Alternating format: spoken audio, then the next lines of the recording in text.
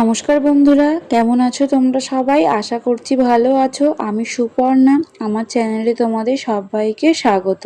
তো আজকের আমি দেখাবো পেঁয়াজ রসুন ছাড়াই ফুলকপি আলু দিয়ে মাছের ঝোল। চলো বেশি কথা না বলে রেসিপিটা শুরু করা যাক। দেখো, প্রথমেই আমি এখানে পোনা মাছ নিয়ে নিয়েছি।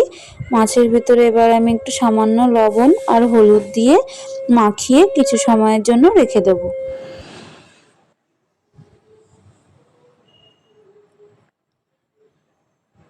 তো তারপরেই দেখো, আমি একটা পাত্রে ফুলকপি আর আলু কেটে নিয়েছি। ফুলকপিগুলোকে আমি এরকম সাইজ করেছি, তোমরা যে যেমন পারো সেরকম সাইজের কেটে নিও। তারপরে একটা টমেটো আর কিছু লঙ্কা আমি কেটে নিচ্ছি।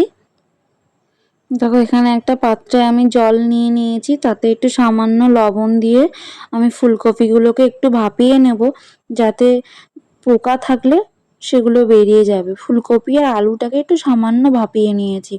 তারপরেই দেখো, আমি একটা পাত্রে একটু জিরে ধনে আর গোলমরিচ নিয়েছি।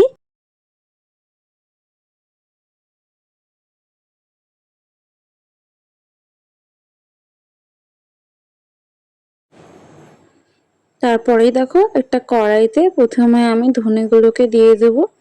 ধনেগুলোকে দিয়ে আমি হালকা নাড়াচাড়া করব।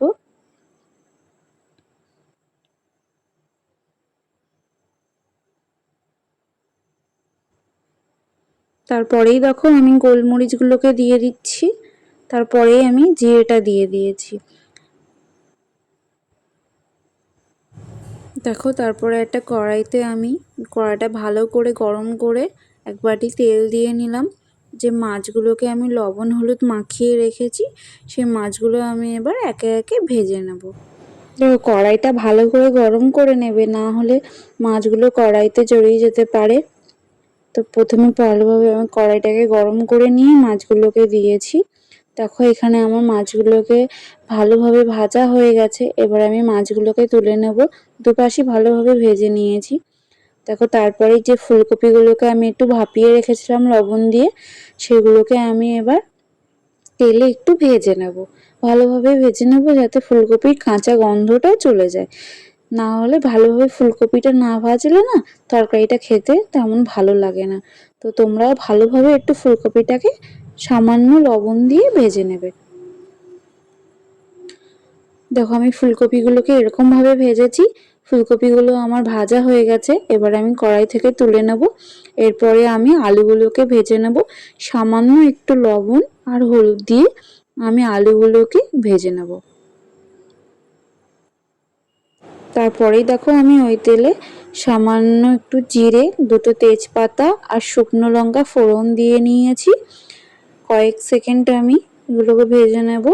তারপরেই দেখো, আমি দুটো টমেটো কুচি দিয়েছি। মিডিয়াম সাইজের টমেটো আমি দুটো কেটে নিয়েছি। দুটো আমি টমেটো কুচি দিলাম।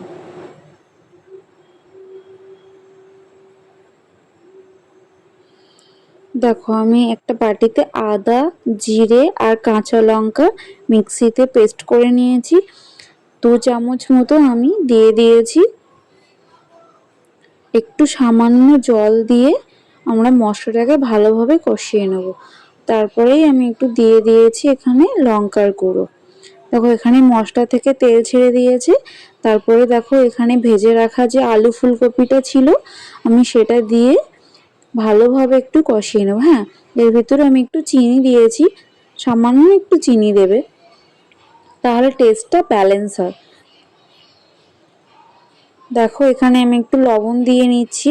তোমরা স্বাদ মতো লবণ দিয়ে নেবে, যেহেতু ফুলকপিটা সেদ্ধ করার সময় একটু লবণ দিয়েছি আর আলু ভাজার সময় তোমরা তোমাদের পরিমাণ মতো দিয়ে নেবে। তারপরে দেখো, ভালোভাবে কষা হয়ে গিয়েছে। আমি এখানে গরম জল দিয়ে নিয়েছি।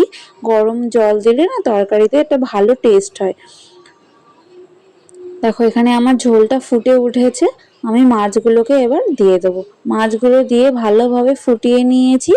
এখানে দেখো, যে ভাজা মশলাটা আমি ভেজে রেখেছিলাম সেটাও দিয়ে দিলাম, আর একটু শাহি গরম মশলা। দেখো, আমার এইভাবে একবার বাড়িতে বানিয়ে দেখো, খুব সুন্দর লাগবে। বন্ধুরা, ভিডিওটি কেমন লাগলো কমেন্ট করে জানিও, আর চ্যানেলটিকে সাবস্ক্রাইব করো।